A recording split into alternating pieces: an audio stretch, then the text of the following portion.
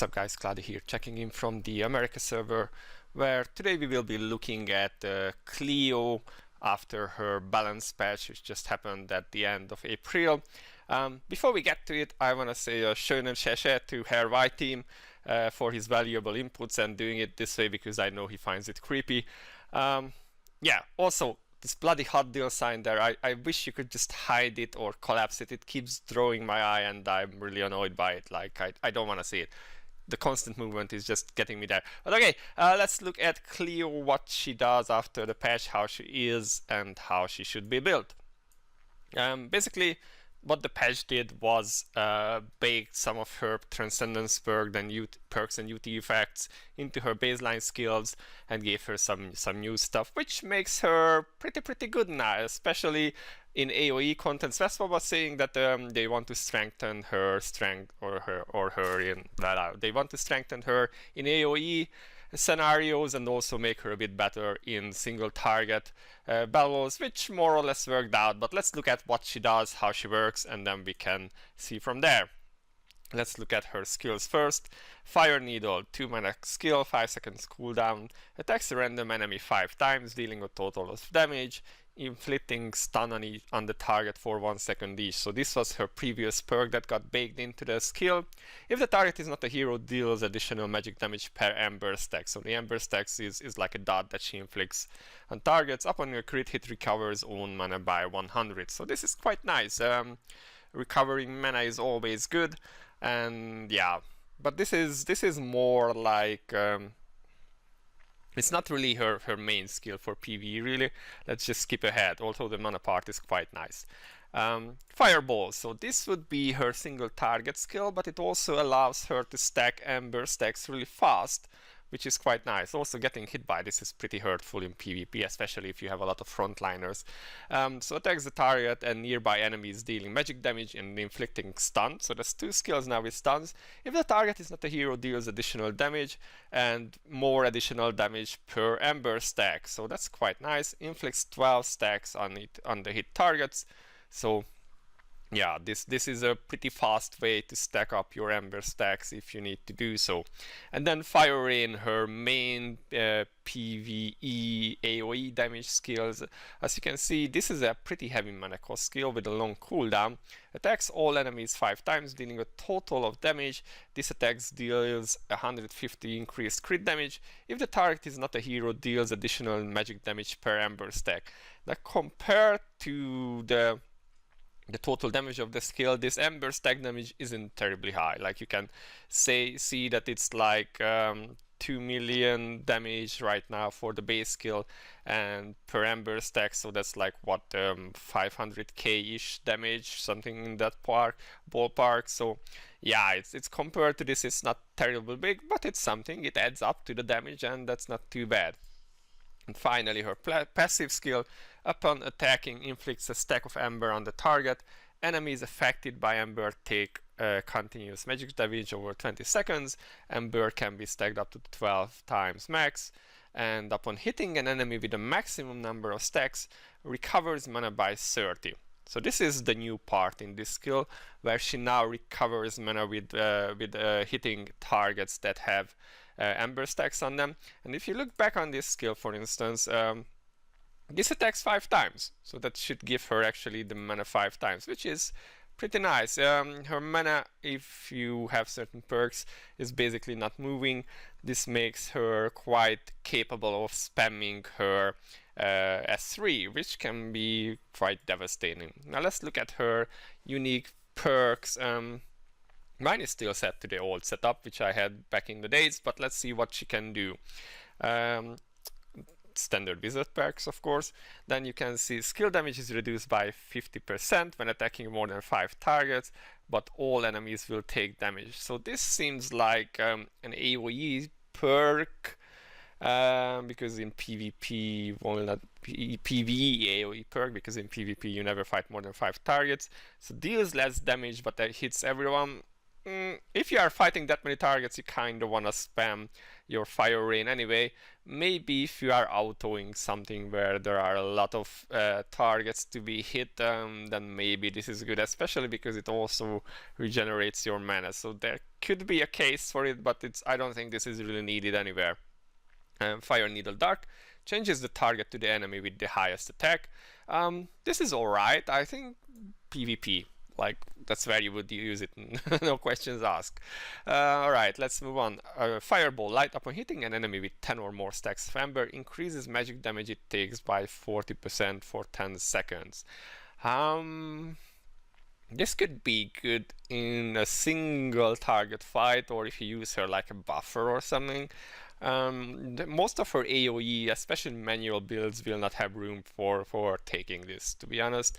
It's not bad. 40% magic damage increase is not too bad, but it's not really what you want to have, to be honest. And then reduces cooldown by 10% per enemy hit.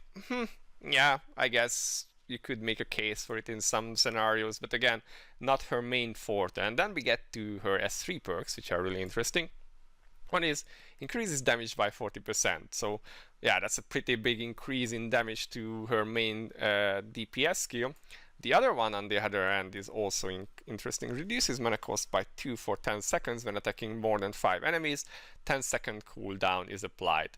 So basically, for a 10 seconds, which is your usual burst window in many fights, including Vel'Khazar, she can spam away her 4 mana cost skill for just 2 mana. And from what I've seen, for instance, Wei team playing, she isn't really mana constrained even without this skill. It kind of comes up to your team composition or what you are doing, whether she needs the extra mana or not. Getting extra costs out will usually be better than having the 40% extra damage, but if you see that you aren't mana constrained, then you can pick then you can pick the extra damage. If you have mana issues, then the other skill will benefit you more. And then we have Diffuse Flame Light, reduces the target's M defense by 2.5% per Ember stack. This can be good in scenarios where magic defense shred is available. Then every 10 seconds, enemies affected by Ember are stunned for 2 seconds. Enemies with more than 10 stacks are stunned for 3 seconds. A PvP perk, really. Not really useful anywhere else, I think. Unless you want constant CC for, but like it's very it's a 2 seconds. It's like barely anything. So I don't think this is worth other than PvP maybe. And then Cleo Dark, if a target has 10 stacks of Ember, increases the magic damage the target takes by 30%, and that's 2 stacks of Ember per second to all non-hero enemies. So that's interesting. If you get 10 stacks on someone, then all enemies will be taking extra stacks. So for instance, in Vel'Khazar, this should mean that Vel'K basically radiates the stacks around him to the caskets, and this is a pretty important perk for AoE situations, so always good to have. Let's actually see how her perk should look like. So you would of course take the monster hunting and attack up.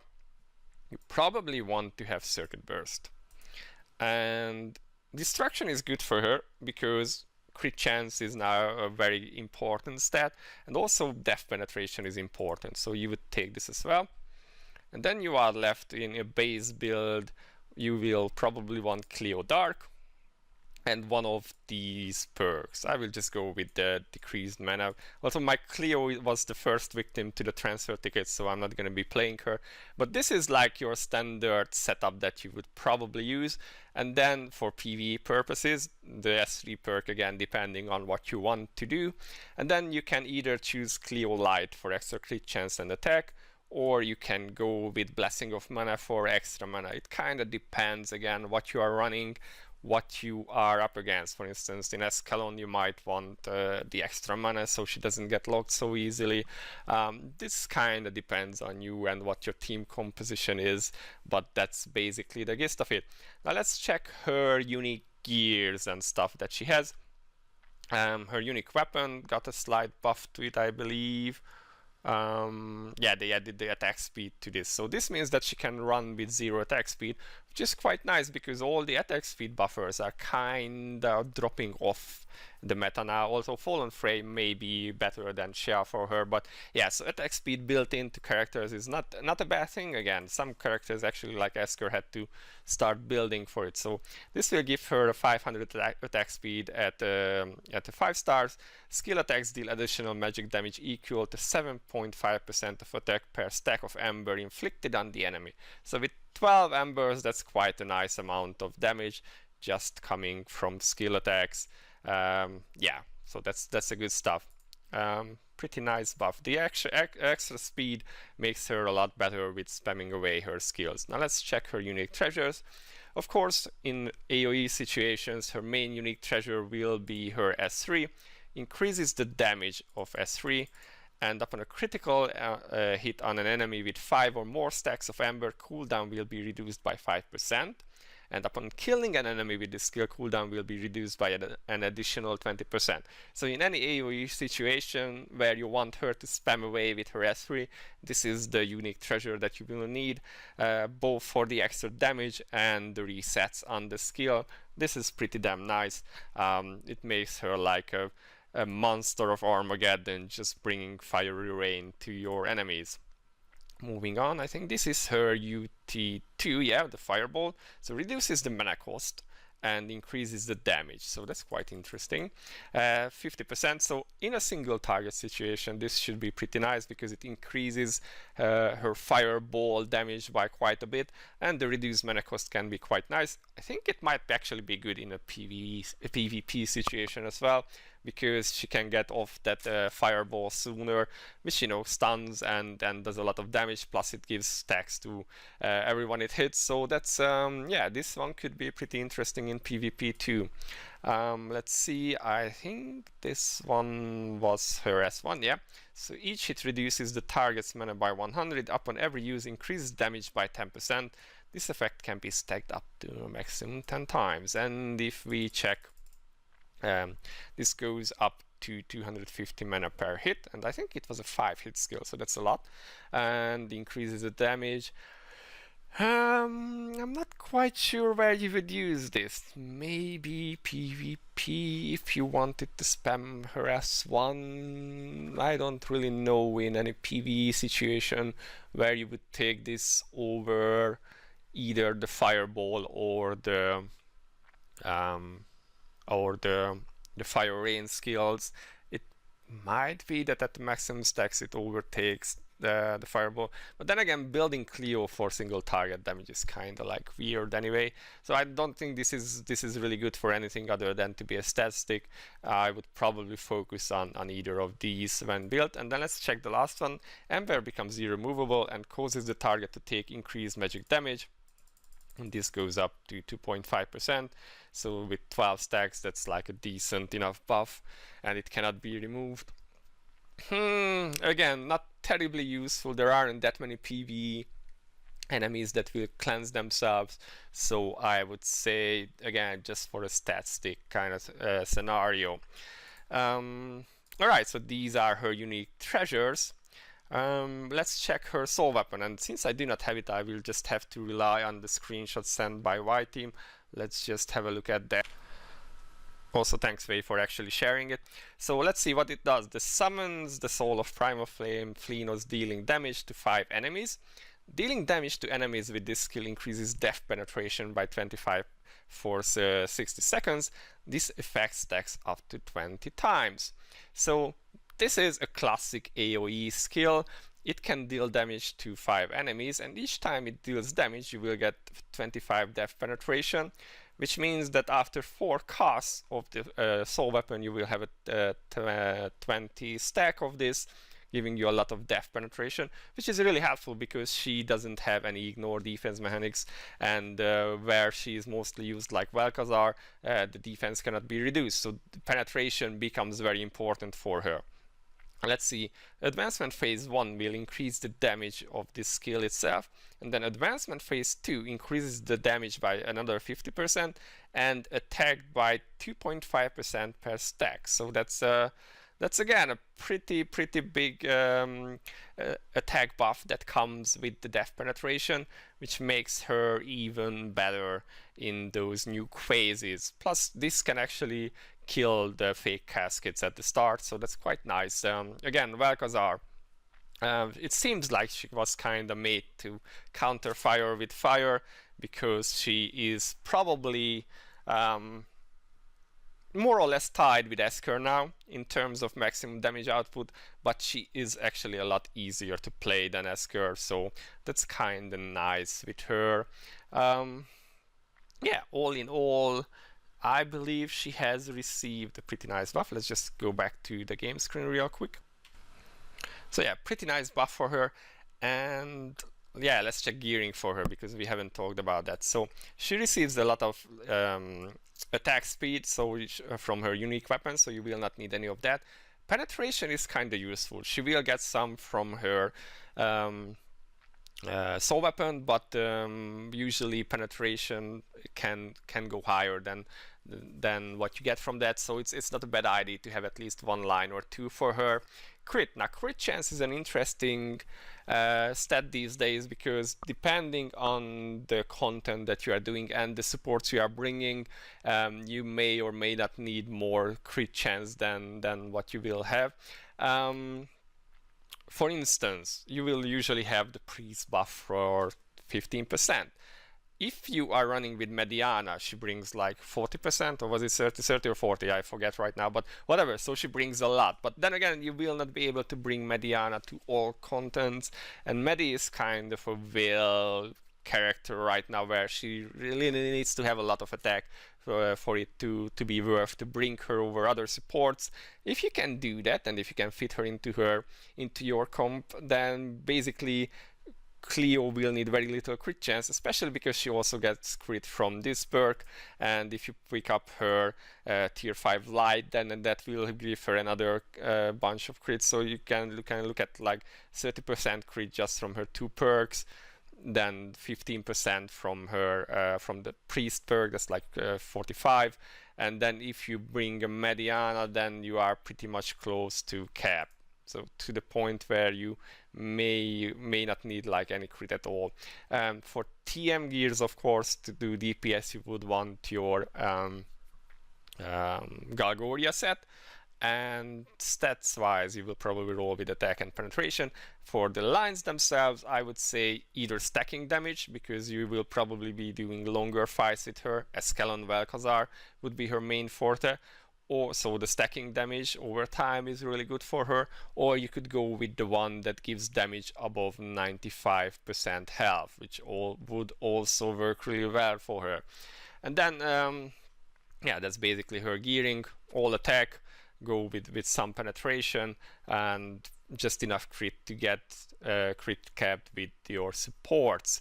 So where is she good? Well, everywhere that is capable, where she can AoE a lot, that will be her main stuff. So Escalon, Little Shakme, Vel'Khazar come to mind, where she will be able to spam away happily. From what I've heard, she can do like 2 billion DPS on Escalon, which is pretty brutal, to be honest. She just reaps through those ads. And Vel'Khazar, I have heard some reports that she can easily push now. Well, easily, like in a good team, she can push above 1Q, was it? Whatever, so she can do a lot of damage. She is more or less tied with Esker now, but as I said, she is easier to play, which is a good thing. So all of you Cleo mains should be rejoicing now. For single target, well, in that area she is more limited, and she would kind of need to build a different unique treasure to be able to do single target content. I have seen, for instance, Wei team do big Shakme with her, and it's possible. Maybe even stage 9 is possible with her, but that means you will really need to have her wield and have very good supports for that to work. So yeah, all in all, I believe this is a pretty good buff for her. Her speed got increased, her mana constraints got increased, and her damage got increased. So all in all, Cleo dominance is back. The Cleo cult can rise again. and all of you guys who really like her, I hope you can rejoice. If you do, let me know in the comments below. And for now, this has been Cloudie. I'll see you in the next one. Bye bye.